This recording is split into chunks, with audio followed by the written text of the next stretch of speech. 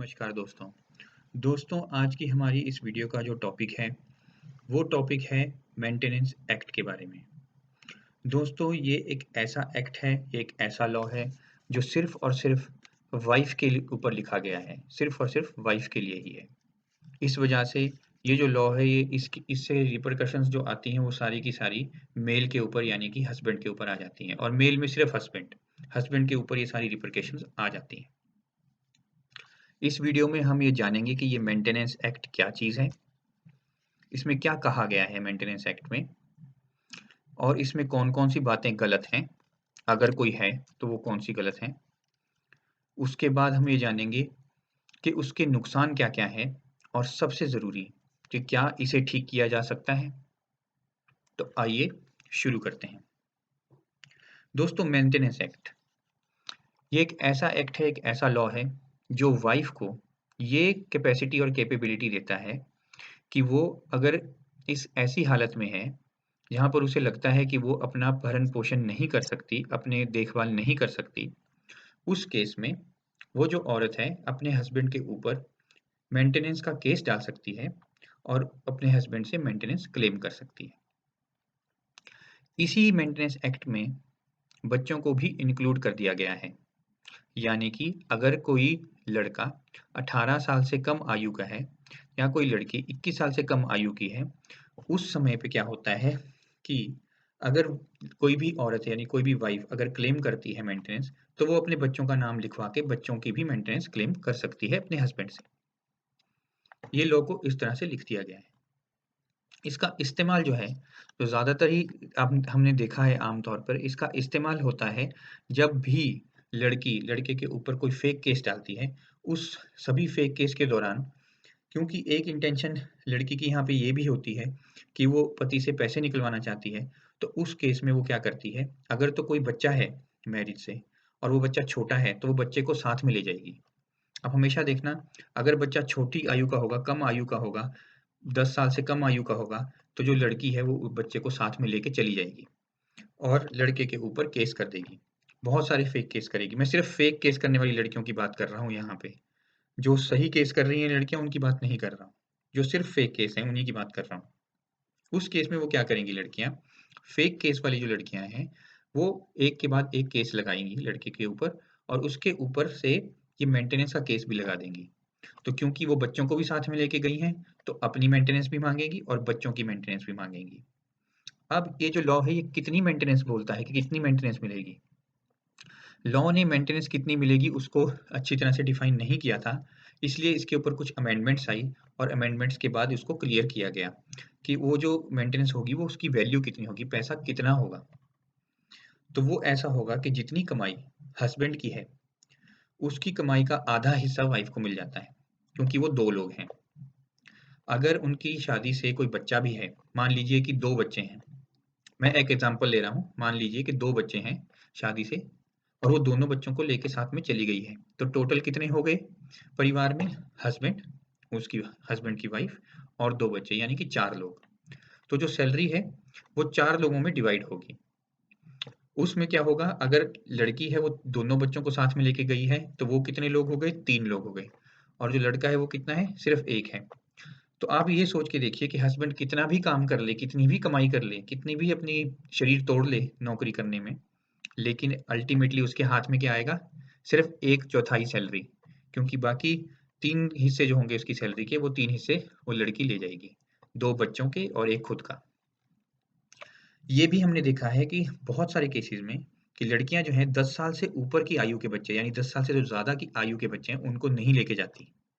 उसका कारण ये है क्योंकि जो ये फेक केस करने वाली लड़कियाँ हैं, इनको ज़्यादातर जो इनकी जो एम है या जो ऑब्जेक्टिव होता है ये केस करने का, वो होता है पैसा बनाना।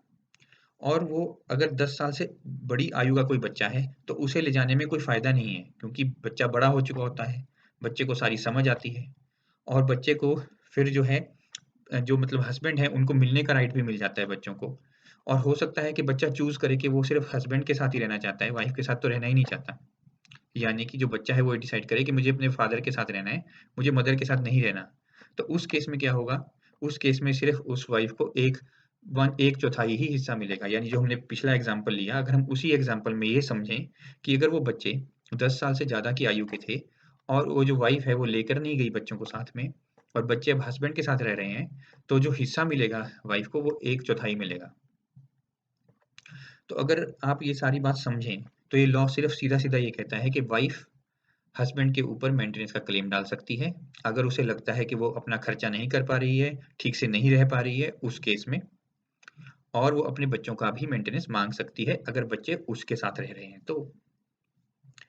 लेकिन ये तो हो गई लॉ की बात। अब हम बात करते हैं कि इसमें क्या-क्या चीज़ें गलत हैं। सबसे पहली चीज़ ये है कि जो लॉ है वो सिर्फ़ और सिर्फ़ वाइफ़ को ही ये राइट देता है कि वो मेंटेनेंस डाले। हस्बैंड को ये कहीं पे भी राइट नहीं है कि हस्बैंड जो है वो मेंटेनेंस अपनी वाइफ़ के ऊपर क्लेम कर सके।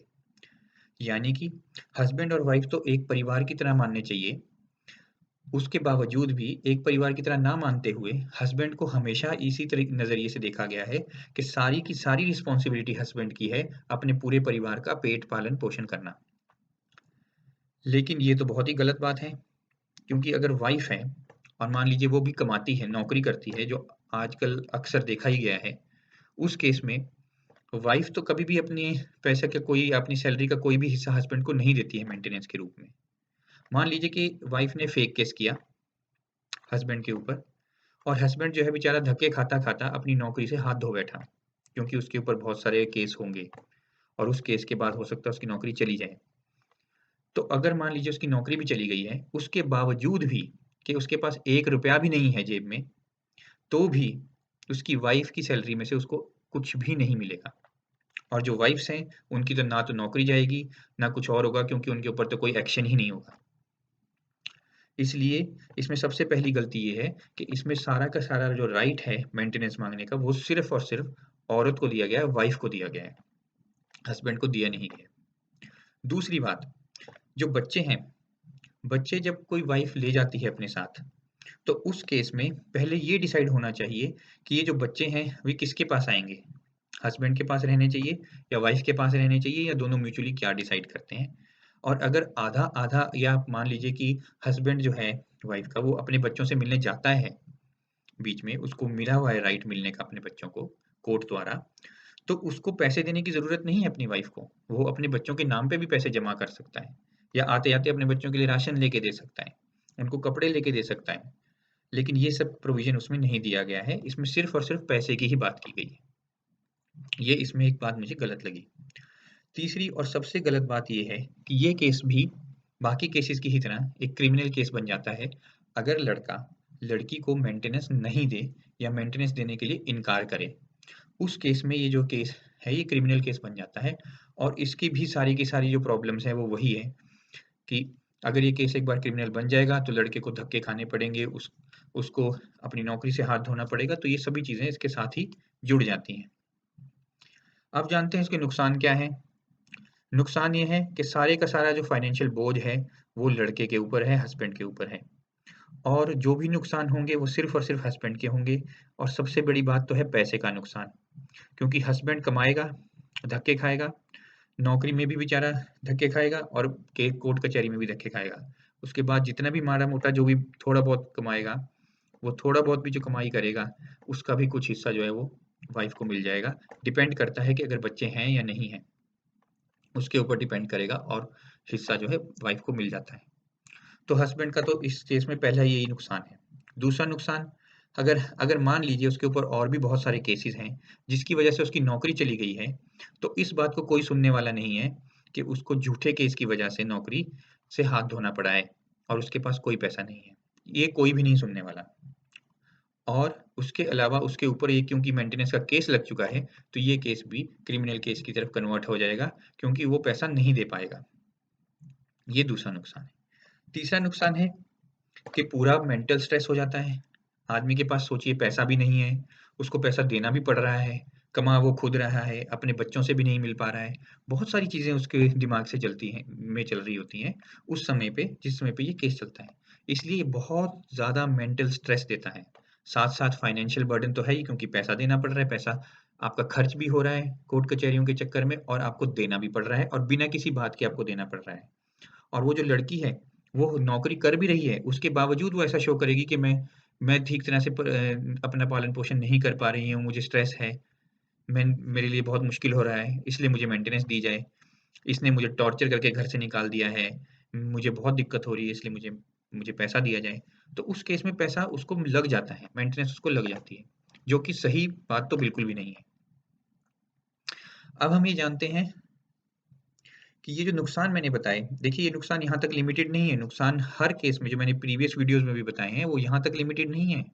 नुकसान बहुत ज़्यादा हैं, जो हम कभी सोच भी नहीं सकते।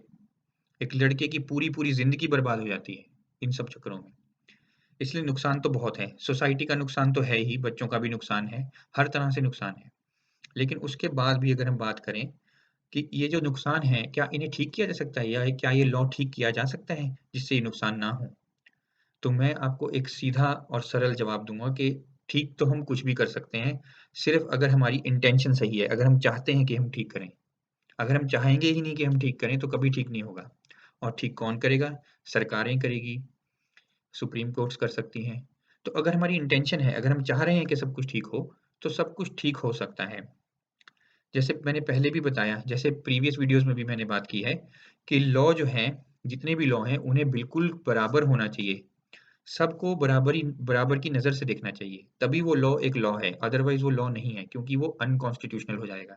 आपकी राइट टू इक्वालिटी उससे इफ़ेक्ट हो जाएगी, राइट टू लाइफ़ उससे इफ़ेक्ट हो जाएगी। लेकिन इस केस में भी यही हुआ है। मुझे लगता है इसको ठीक करने के लिए सबसे अच्छा तरीका होगा कि वाइफ़ का जो नाम है, यानी कि जो वाइफ़ है इस पूरे की पूरी स्टेटमेंट में, उसको रिप्लेस कर दिया जाए स्पाउस के साथ। तो अगर हम उसे रिप्लेस कर देंगे स्पाउस के साथ, तो ये बात ऐसी बन जाएगी कि अगर कोई भी स्पाउस अपने आप को मेंटेन करने में असक्षम हो जाएगा और उस साथ में उसमें वजह भी जोड़ दी जाए। वजह ये होगी कि कोई फेक केस की वजह से या आपस के झगड़ों की वजह से अगर कोई भी एक स्पाउस अपने आप को मेंटेन करने की हालत में नहीं रहता है, असक्षम है, तो उस केस में जो वो स्पाउस है, वो दूसरे स्पाउस के ऊपर मेंटेनेंस का केस डाल सकता है, उससे मेंटेनेंस क्लेम कर सकता है, कुछ पैसा माँग सकता है। और बच्चों की बात जहाँ तक है, ये एक बहुत बड़ी डिबेट है। इसके लिए एक अलग से मैं वीडियो बनाऊँगा, क्योंकि मुझे लगता है कि बच्चों की कस्टडी और ये सब चीज़ें इसके साथ इंटर रिलेटेड हैं। तो ये कभी मैं वीडियो बनाऊँगा और उसको भी अपलोड करूँगा। तो आप जब वो वीडियो आएगी तब आप उसमें देखिएगा। आशा करता हूँ आपको ये वीडियो इन्फॉर्मेटिव लगी होगी, आपको कुछ चीज़ें अच्छे से क्लियर हुई होंगी। धन्यवाद।